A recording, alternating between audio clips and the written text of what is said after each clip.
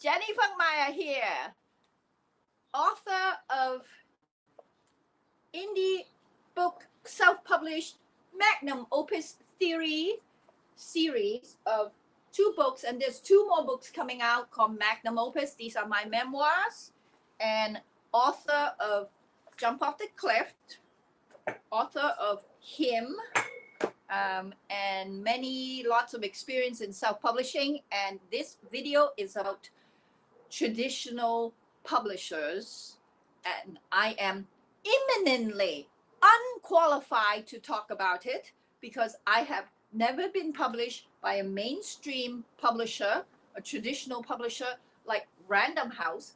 I do have someone very close to me who has 2 books published by Random House and was very successful. It was also sold to Hollywood for movies, and that is my someone very close to me. So I do have some experience and kind of know what it is. Also, I have worked in the film industry for a good 20 years, and I have worked at that time mostly for the studios and for traditional distributors. So I have that experience, and I can kind of understand, if it translates to book publishing, what it means. But my most successful effort, and when I was a filmmaker as a writer-director, was my indie film that was self-distributed, fundraised, and I made my own film. But I also have wrote and direct a film for HBO. So that is my experience in dealing with traditional mainstream publisher and distributor. So what I'm going to say is purely from my own conjecture and my own thinking. I figure if you are a mainstream incredible author like Neil Gaiman, look at him, isn't he cute? He is so smart. He writes these amazing books that I love. I read all his books. American Gods, so good, so good. And who is the publisher of him? Let's see. Harper Torch, an imprint of HarperCollins publisher. HarperCollins. Oh, please, I love that. And look at that print job with the gold embossed and this design. Man, I'm just drooling. So, this is really a kind of an indie author, me, who has never been published by mainstream publisher, kind of talking about how to land a deal. And so that's the point of view, not from an experienced person giving you experience advice, but just sort of an indie author peer kind of discussing what it actually means to have a mainstream publisher like HarperCollins, like Random House. So I guess if you are a famous author and you're listening to me, you're probably like laughing your ass off. So you can look at this as comedy.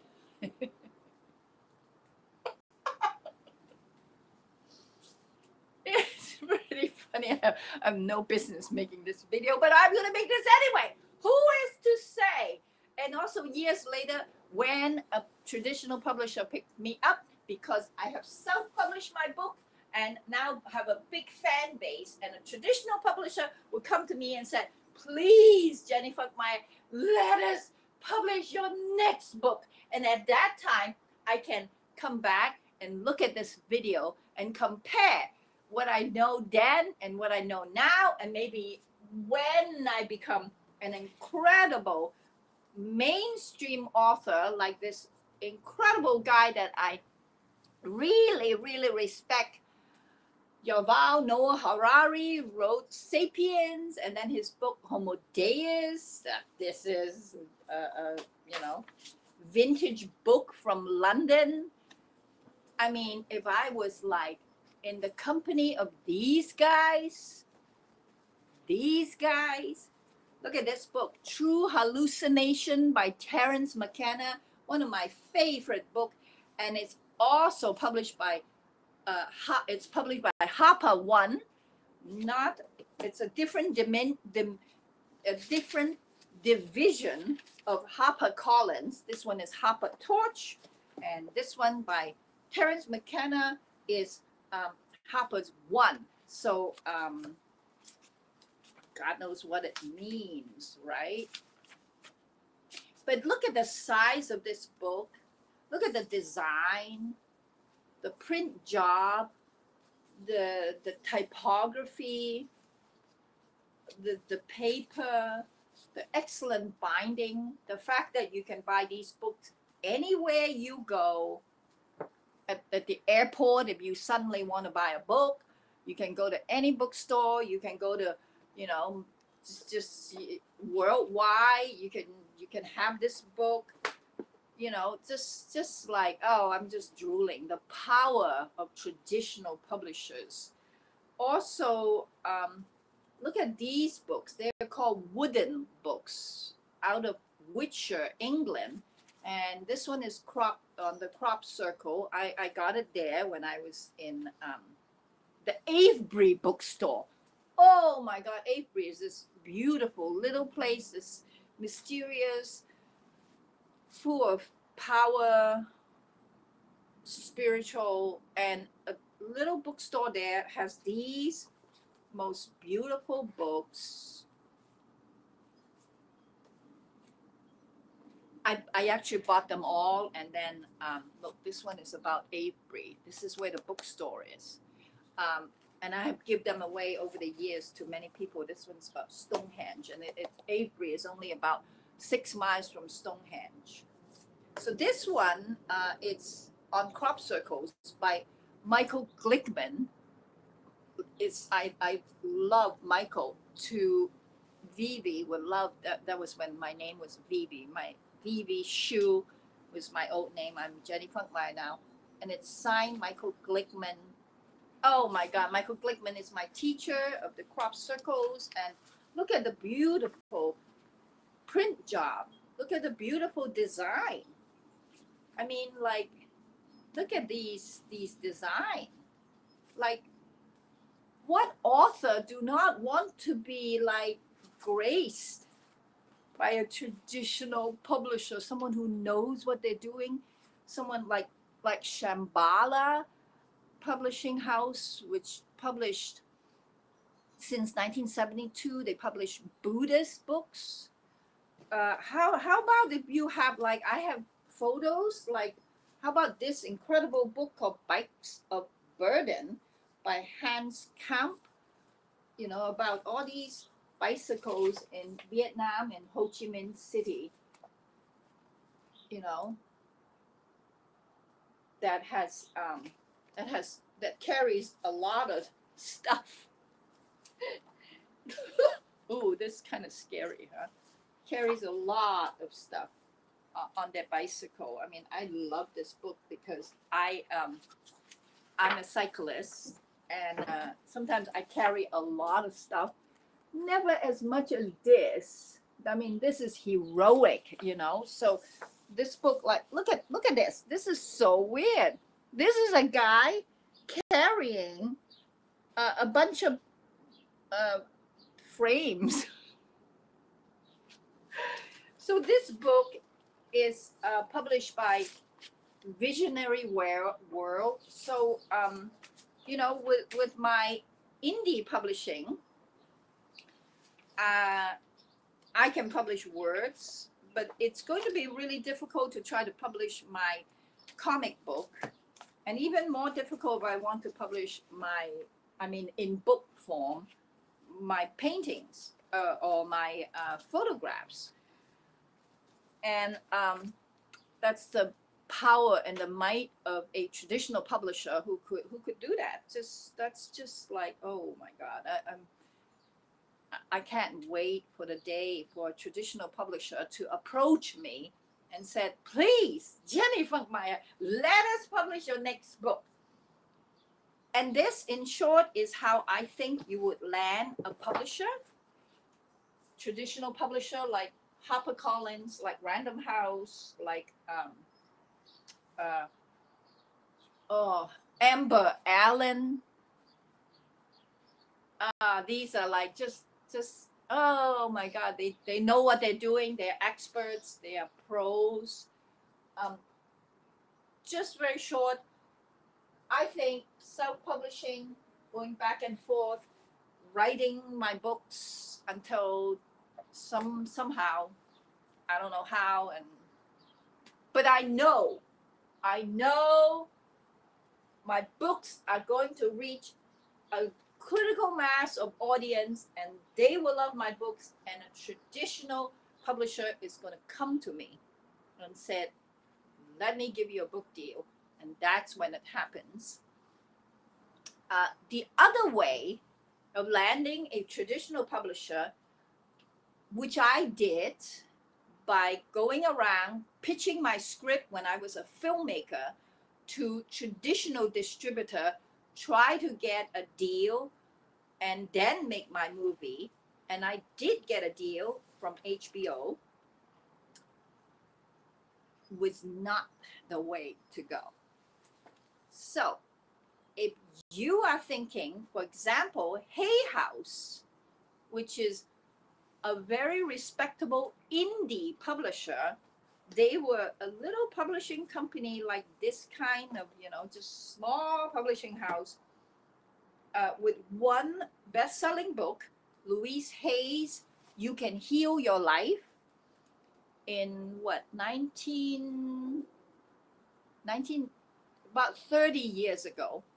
Louise Hayes was a self-publishing author. She published her book and she has a bestseller. She was gathering momentum with people, and she went all out talking about her experience of healing cancer, about her theory that you can actually heal yourself. And at that time, it was an incredible, enlightening theory. Talked to a lot of people, helped a lot of people's lives. And at that time, I think she has about like 50 Ps working for her. All of them, including her, were not professionals. They don't know what they were doing, but they were just doing. I really admire that. And then a young man came to him, which was a business marketing genius, who is now the CEO of Hay House. And he's making a lot of marketing videos trying to get indie authors to go the traditional way, to go with Hay House. And incidentally, Hay House has been sold to Random House, so Hay House is actually a front of Random House. Those Hay House videos talking to so-called indie authors, those are not, a lot of times they're just talking to people who want to be a best-selling author. They haven't wrote their books.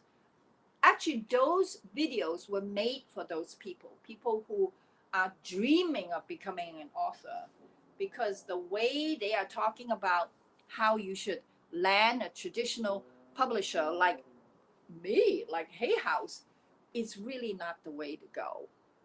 The way to go is the hard way. That's the only way, really. Self-publish a book, get a fan base, sell a lot of books. The traditional publisher are out there looking for you. That's, in short, how you would land a traditional publisher. So let's take a look now at the steps of traditional publishing. If you are nobody, if you have not spent 30 years of your life researching and teaching history in the University of Jerusalem,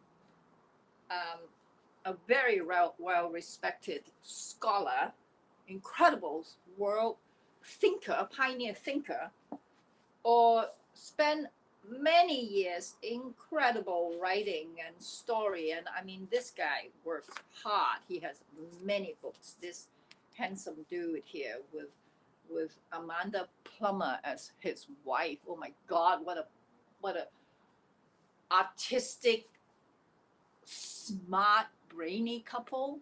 Jesus, like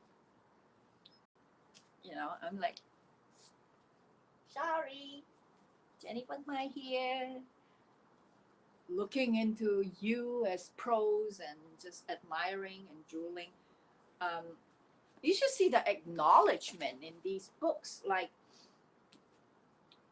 the acknowledgement page goes like two pages with names after names of people who have read the book draft after draft. Like, wow, putting your books through so many drafts so that it's perfect, so that it's great. Wow, that's, I just so full of admiration. I would like to have a professional publisher coach me and guide me into writing a good book like that. I really would like that. I really would like that. But I'm not begging. I'm not going this way because I've done this as a filmmaker and I don't think it's the way to go. So right now, let's talk about what, for example, Hay House try to get you to do, and it's not the way to go. Okay, so what happens is instead of self-publishing, you will start writing right away. Just write, and down here is write, up here is write. You just write, right? You take your idea into a proposal. Now, if you have an idea like you've been a guy who has been building chairs, like Sam Melu, who is a master carpenter who builds chair, and you have an idea of teaching people how to build chairs without nails, without screws, and just kind of form a piece of wood into a chair. That's an amazing idea. And you can write a proposal about that. So certain books, I think about probably the best thing is technical books, memoirs. Say you were trapped in the building on 9/11 and you saw something and you want to like write a book about it. That's an idea. That's a great proposal. You are a very famous chef with an amazing, cooking worldwide for presidents all over the world, and you want to write a cookbook. That's an idea. You can write a proposal. Those are people that should approach traditional publishers like HarperCollins, Random House, whatever. And then I'm going to tell you how that process works, so that indie authors that are nobodies, who is has never written a book about your dreams at night, do not have any fan base, no one is chasing after you trying to buy your books. Someone like me, I don't think it's a good idea to go this way. This is not my way, and I'm talking about it just to say I've gone through this as a filmmaker. It didn't work out. I mean, it kind of worked out, but it wasn't a good process. It was much better to be. I also made an indie film. I took the feature film. I wrote and directed an indie film. I also wrote and directed a traditional distribution film for HBO, and I also self-distributed an indie film. The HBO film was this process. So I know this process as a filmmaker, and I also know this process, self-publishing process, as a filmmaker. I wrote and directed my own film. I raised money to get it made. I took it to 30 film festivals. I won awards, both in America and worldwide, and I sold it. It was a complete cycle. It took 3 years, 1 year in editing, 1 year in film fundraising, and 1 year in distribution. And now it's on YouTube. You can watch it. It's called Journey from the Heart. And the filmmaker's name is V.V. Da-Ching Shu. And that's me, Jenny Funkmeyer, in a past life when I was a filmmaker. So as a self-publisher, as the owner of my own feature film, I forever, it's like my children. I can do whatever I want with it. So now I put it on YouTube. So you can watch my movie today because I'm the owner of my own movie. I know I'm talking about movie and not book, but I'm saying, forever, these memoirs belong to me. No one can touch it if I don't want to sell it to someone. Whereas the film that I made for HBO that went on traditional distribution belongs to HBO. You can't see it unless, you get HBO to screen it to you, because it was made in 1990. When was it made? Something like that. It's a long time ago, so it disappeared. So my movie is on Pale. It's called Pale Blood. It's called Pale Blood. PALEBLOOD. Again, written and directed by Vivi Da-Ching Shu. That's me. About a vampire. That's another thing I would talk about, because it's an idea when it goes to the distributor, when it goes to the publisher, and it's your baby, and it ain't your baby anymore. So that's what happened to my movie. And the movie that I made as an independent filmmaker, I own the film, and now it's on HBO. Now it's on YouTube, and you can watch it. It's called Journey from the Heart. Journey from the Heart. HEART. And it's still there because I own it. And in fact, in my storage in my garage, I have the negative.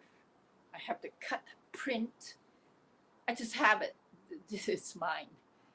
That's both a good thing and a bad thing. I'm not saying it's a good thing. I'm just saying, like, this just have some discernment and kind of the pros and cons of self-publishing and traditional publishing. So if you have a very sellable idea, a very interesting idea, maybe you have seen an extraterrestrial, or an extraterrestrial lives with you, something like that, an idea, and you haven't written your book, you can write a proposal. That just beats this hard work of just sit down and write. Sit down and write is a formidable challenge for people who has ideas and don't want to sit down and write. So if you're a person who has many good ideas, but you don't want to sit down and write, well, okay, go to a traditional publisher and take your chances. So what you do is you pitch. You go to the traditional publisher and you have your piece of paper and you pitch it. And I've been to numerous pitch meetings as a filmmaker, and it's kind of I think is Bardo, is purgatory, is actually not life, and it's not death. It's kind of in between. You can be just in pitch hell, pitch Bardo, pitch purgatory for the rest of your life. And in fact, the filmmakers pitch all the time. No matter who you are, you have to pitch. I guess Woody Allen never pitches, but I think everybody else pitch, because there's no way to make a huge film all by yourself. You can. That's the beauty. That's why I turned into an author. It's the beauty about writing a book is there it is. I wrote it by myself. I don't need anyone. But as a filmmaker, you can't. Filmmaking involves a lot of people.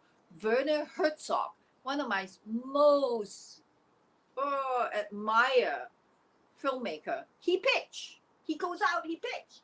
He constantly have to pitch. He has ideas. He write a proposal. He pitch to the distributor. And that's what happens, because as a filmmaker, and if you want to make a movie with a big budget, even small budget, you have to talk to someone who can give you the green light, to give you the money, to give you the know-how, to give you to give you things that you don't have. So for filmmaker, you have to go this way. mostly, unless you kind of get a few friends together and get a few dollars together and make basically a film that is like this, a self, indie film. And that's not bad either, of course. Like I said, I still have my negative, I still have my movie right in my garage. It's my baby. I own it for the rest of my life. I can give the negatives to my children. Not this way. HBO is own my work, my film, Pale Blood, never seen again. So in pitch meeting, there is a lot of tricks. You give a very concise idea and about your film, about your idea. It's a real art. Mostly it's really important to kind of more important to let people know who you are and what you are doing right now with your life. That's almost more important than your idea, because your idea is going to change if the distributor picks you up, if the traditional publisher pick you up. It's not going to be your idea. It's going to be yours and their idea, of course, unless you are, all right. Even Neil Gaiman, amazing author, he still listens to his publisher, and it behooves him to listen to his publisher because they know the market. So it has a lot to do with the marketing of the book. In the pitch meeting, most important, listen to me, I have been to many, many pitch meetings as a filmmaker, not as an author, never pitch my book, don't want to be pitching my ideas. I want to write my book, so I'm an author who writes, but I was a filmmaker who pitched. Really important to let the publisher, the other side of the table, the producer, the publisher, the distributor, to know who you are, to give a sense of the kind of person you are, your expectation, your love, your hate, your current status as a human being. And then, and also, yes, that's also really important, is to find out who the other guy is. The guy who's from the publishing house, listening to you, what kind of person he or she is. That's really important too. Based on my experience as a filmmaker pitching movie ideas, pitching my scripts, that's really important, because the idea, you can say it very quickly, because when I was a filmmaker, I already wrote my screenplay. So I kind of sit there and talk and laugh and smile and drink some tea with the company, with the distribution company. And then I leave my script. I leave my script for them to read. And they can figure out, they have many script readers who will tell them what this idea really is. They rather find out the idea from reading the script. They rather find out the idea from something that you have done before. So mostly, if you're in there pitching a proposal to someone, they have to go by what you've done in the past. So if you've never done anything in the past, that's why I'm saying you have to do something so that they will come to you. When they come to you, like when they come to me, they already know what I've done, because I've published my stuff on Amazon, iBook, Kindle, blog, Facebook, Twitter, dance theater company, all this stuff. I've already turned my books into many different things, and they have a very good sense of who I am. So the pitch meeting, if it's cold pitching, I just don't think it works. And in the Hay House marketing campaign, they're trying to get people to like go to the Bahamas on a cruise and learn how to write a proposal and learn how to behave in a pitch meeting. It's a vacation. It's a vacation from people who is not writing books. Well, of course, there are people who have written a lot of books. I mean, maybe I will go, maybe I will buy a journey and have a fun time in the Bahamas learning how to pitch. Maybe that would be a fun thing to do for me. I'm considering it. I'm on their mailing list, Hay House marketing campaign mailing list. I really admire their marketing genius, because those emails from the Hay House to try to suck me in to go to Bahamas to learn how to write my ideas into proposal and approach traditional publishers in pitch meetings are really good marketing campaigns itself. It is a meta example of what it is talking about. So I'm looking at Ray Tracy, the CEO of Hay House, more like who he is than what he's talking about. I really don't think that way works.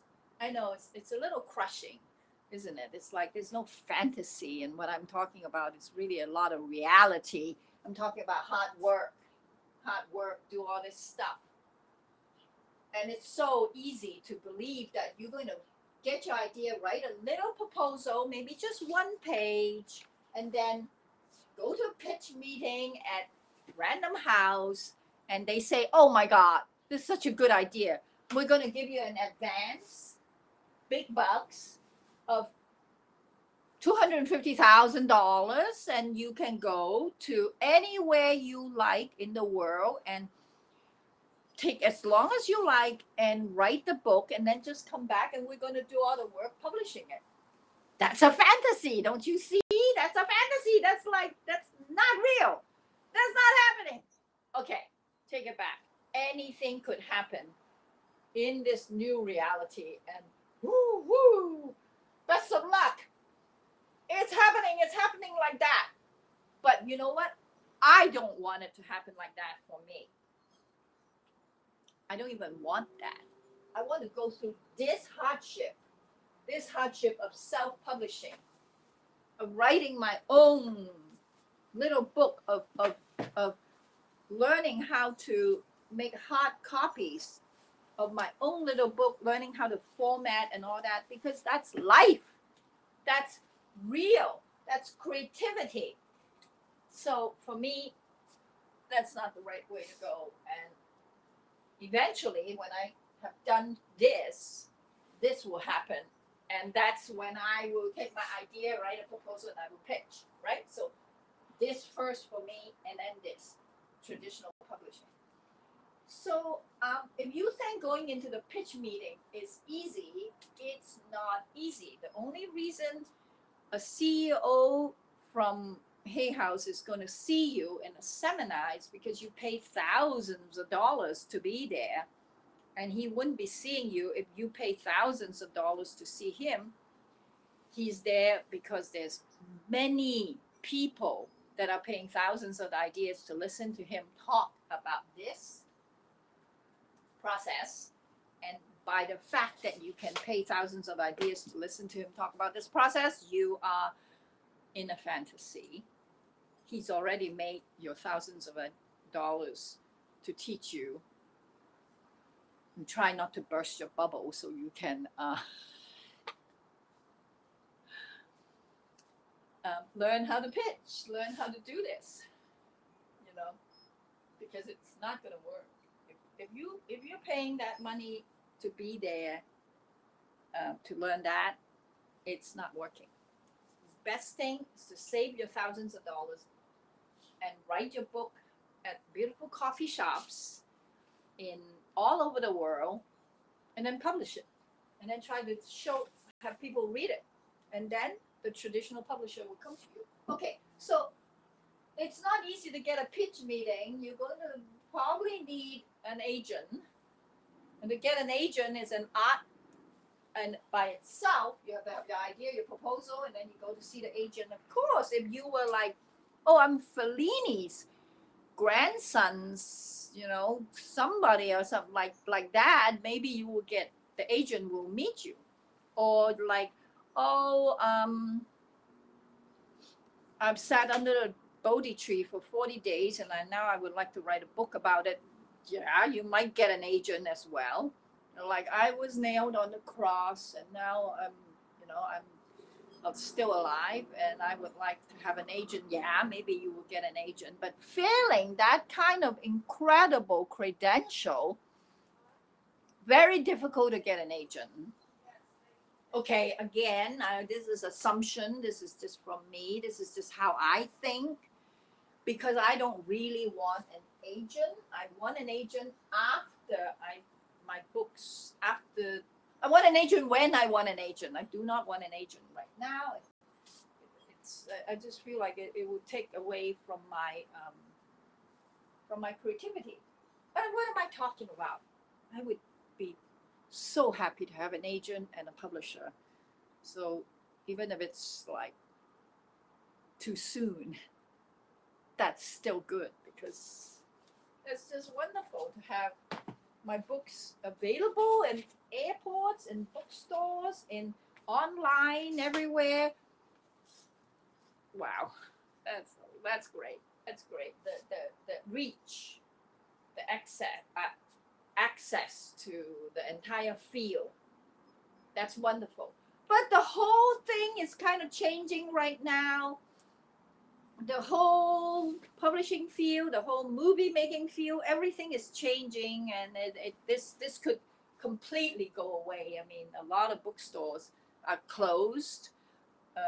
Traditional publishers are having a real hard time, so maybe this is the only way to go in a very short time. But while it was going on for 100 years, traditional publishers, the pros, were the gold standard of publishing. So have an idea, go to a pitch meeting, try to get an agent to help you, to be on your side, and then market it. Immediately, your ideas will be subject to the marketing department. They're going to look at your ideas to see if it's viable. You know, if it's like a children's book that help obese children, you know, stuff like that has a lot of marketing power to it. The idea has a lot of marketing power. The marketing department is going to be looking at the proposal, you know, meeting up with the publisher, the editors, the think tanks of the publishing house, and figuring out if this is something that would sell. Because the whole thing about the publisher is about selling books. Selling books is the most important part in traditional publishing. And I like selling books too. Who doesn't like selling books? Raise your hand if you don't want to sell books. Ludicrous. Everybody wants to sell books. So great. I'm nothing against it. It's just this self-publishing orientation is about writing, it's about expression, it's about creativity, and then about selling books. But over here, the first thing is, will this book sell? That's number one. And I'm talking about just, you know, maybe 90% of the case, maybe a lot of times the publisher don't think that way. So maybe 10% of the publishers don't think that way. But I think 90% of the publishers, or 99% of the publishers, the first thing that comes to mind is marketing. It's who's the audience? Who is going to buy this book? How much are they going to buy? Can we have opportunity to spin the book off as a movie? Can we make action toys out of this movie? Will it reach, you know, is it like maybe a web show as well? Is it maybe a game show? Is it something that can, you know, like, it's a lot about marketing, it's about sales. Then it goes to the editor. Oh my God, you know, the only real editor I have read extensively about is Jackie Onassis. I'm like, oh my God. What about having an editor that is so smart, that really knows your material, that really knows what you're talking about? instead of over here, a friend or someone who's just kind of just trying to help you, or a professional person that just try to read your stuff and just trying to figure out what is she writing and can I help her. So instead of the editor really should not come from the writer, because you want the other point of view, you want the marketing audience point of view, and that's what the publishing house, the traditional publishing house is able to give you, this idea that how, you know, from the audience point of view, the editor from the historical point of view, from the knowledge of all the other books that has been written in the same subject of your book. What book sells? What do people like? You know, they're going to be able to help you a lot to see your material from the other point of view, and that's before any of it is written. It's, you know, or whatever you need to write enough to have the idea solid and then turn into a proposal, right? So the book is not really written. So it's kind of like if you're cooking a dish, you're not even cooking yet. You're like shopping. You're shopping together to get the ingredients to go into the book. And all these people are helping. All these people are helping, including the designer. What the book is going to look like, what does it feel like, what are the, it's called branding, it's called marketing, it's PR. It's like, how do we, you know, make this into a viable commercial project that can be made into a television series eventually, and great characters. And what are those characters like? There's a lot of discussion. It's so creative. It sounds so good. Oh, I'm just drooling about that process. I wish I'm in that process instead of being really alone, just holding down the fort all by myself. I write it, I edit it, I proof it. I have my one wonderful husband who publishes my book. You know, like we discuss it. Yes, we do, and you know, I write about him. This is his book. You know, instead of just like, I really feel, I mean, I don't want to put it down. I think it's very heroic, but this is so rinky-dink compared to like a company. Holy shit, that's so cool. That's so good. So the book cover, the looks, the feel is designed. The editor is here listening to you, talking with you. The marketing department is like trying to figure out how to market this book. Your agent is trying to protect your rights. You're in pitch meetings, talking to maybe even the Hollywood film studios, trying to land a deal already. All this stuff before the book is really written. Of course, I'm not talking about 100%. This is the process. I'm just saying, from my mind, this is how I envision it. And I think that's pretty close to what actually happens. So then an advance is paid. So you have money, so the writer start writing with no financial worries. You can now truly go to the Bahamas and write with the beach in the background. I mean, if the sun is okay, or you know, or be in the most beautiful. I heard,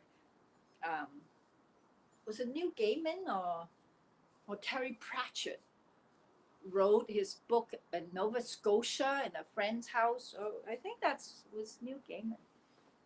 Something like that. Like anywhere you want to go to write your book, you have your advance money.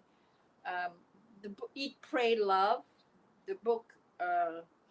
She has an idea. She made a proposal, and then she got her advance money, and then she went to Italy, Bali, and India, and lived, and then wrote the book. Yeah, that's a pretty sweet process, isn't it? Don't forget, you have to deserve that process, and ask yourself realistically, do you deserve that process? Is it something that, is it realistic? So you write, And now the writing goes back, and then it goes to the proofreader. It gets, you know, kind of shake down, and then it's a copy that is good enough to go back to the editor. So we see this editor, writer, rewrite. You see this infinity sign. Editor, writer, proof, designer. It's a loop. Neil Gaiman often writes anywhere from this huge long book. He writes it anywhere from 8 times to some scenes are rewritten like many times. I imagine like 20 times or something. Sapien, this big book. I love this book. And Homo Deus, amazing. You know, back and forth, writing until it's like top class, wonderful, amazing material. Of course, there's also like trashy books, but I tend to like good books. I tend to aspire myself to the company of, you know, people like Terence McKenna, people like Yuval Noah Harari. You know, these are my Neil Gaiman. These are my heroes, and I would like to be like that. I like my material to be good like that. And by the time I have gone through my own self-publishing phase, my own magnum opus. Actually, my friend Darakshan said, "Oh, magnum opus, it should be called minimum opus." Minimum. Magnum opus is the Greek word for one's most important work in life, and it's funny. He's just saying like, "Oh, maybe it's not that." By the time I hit the traditional, by the time I get a traditional publisher, I would have written all these books, and I'd be ready for a process in which I will write and rewrite, go through this marketing, editing, and all this process. I want to really savor the time that I would spend as a dinky indie author until I'm worthy of this process. Then, okay, the book is done, and then it's launched, and then the author is taken on a book tour, and then the sales. And before the book tour, before the book is launched on the publishing date, it's sent to, I don't know how this works. I'm sure there's intricacy to it, lots of intricacy. New York Times going to read it. All the reviewers going to read it. I mean, look at how many St. Paul Post Dispatch. This is Neil Gaiman's book. Peter Straub, Denver Rock Mountain News, New York Times Book Review, Jonathan Carroll, Orlando Santian, Cleveland Plain Dealer, Portland or Oregonian, Seattle Times, Washington Post, Book World. Look at how by the time the book is published, they've gotten review from all those people. I mean, that means like many little girls works in the office, sending Neil Gaiman's book out after it was finished, gone through this writing, marketing process. And I went to all the newspaper, all the media, mainstream places, libraries, influencers, whatnot, getting many reviews,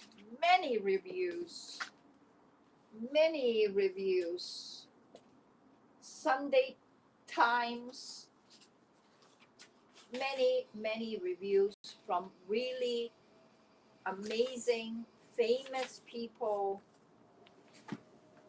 because the material is really good and it deserves that, for really amazing people to read the books before it's launched to the public. So you can imagine that takes many years. You know, this is a many-year process. It's the self-publishing route is much faster. I wrote this book. It did take a long time. It took 10 years to write this one. It took about 5 years. But then, you know, the only other guy I have to talk to, my publisher, is Funkmeyer Bookies, my husband, and me. And it didn't take that long to make the decision of what to do. This is a cohesive assault, launching like a rocket, sending off space into a book tour, into reaching the public. The book tour, the author goes all over the place talking about the books. I've gone to many called book signing. I've engineered my own book signing. This is at Mystic Journey bookstore when I launched these 2 books at Mystic Journey bookstore. Author comes to talk about their books. And so that people know about their book, they go on TV, Oprah Winfrey, you know, review the books.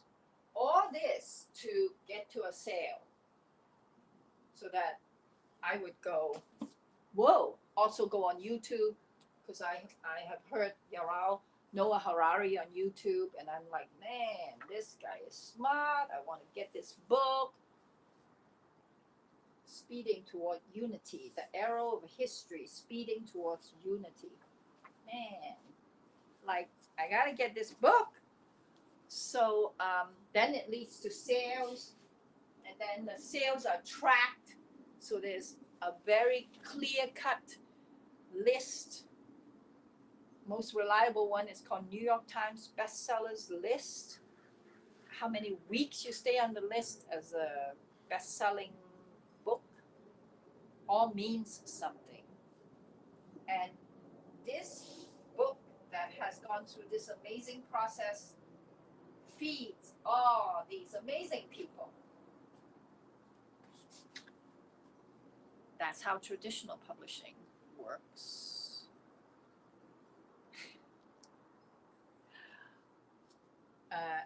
Thank you for watching. Jenny Funkmeyer here, Parallel University.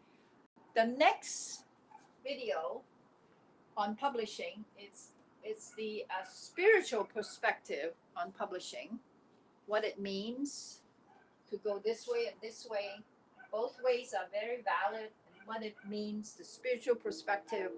And also the 4th video in this series I want to share is marketing for self-publishing authors. I will be showing you how to do this kind of stuff, you know, to launch your self-published book. This is a series on publishing for self-publishing authors like myself. I'm Jenny Funkmeyer. You can buy my book on Amazon. Book 2 called Love and Sex in the 5th Dimension. The book about how I met my amazing husband, who's 26 years younger than me, and we've been together for 11 years. This is a book written by me and my husband called Jump Off the Cliff, to tell you how I make my changes in life. I also have the Lucid Dreaming, a step-by-step how-to manual by Jenny Funkmeyer. This is a free download on Amazon, Jenny Funkmeyer books. DIY No More Glasses, and Soul Retrieval, DIY Energy Healing. These are all free downloads. And this one, which is very good, I'm proud of it. Although it's written many years ago, it's a technique that really works, called Do-It-Yourself Soul Retrieval. This is something I have a lot of experience, and I wrote the book many years ago, and it's still quite good, although it could use an update. So thank you for listening, and good luck. Good luck to your book. I hope to meet you in the next open mic that I host. I host an open mic at the Last Bookstore in Los Angeles. Amazing bookstore. Where is it? These are all authors who have come to read their books in my open mic. I would tell you how I do open mics and all that. And also, there's an indie author day, the Los Angeles Public Library, the literacy program is really indie author friendly. The guy there is Rick Riesenberg. He's the adult literacy coordinator. So thank you for watching and good luck to you. Really good luck. Hope to meet you soon.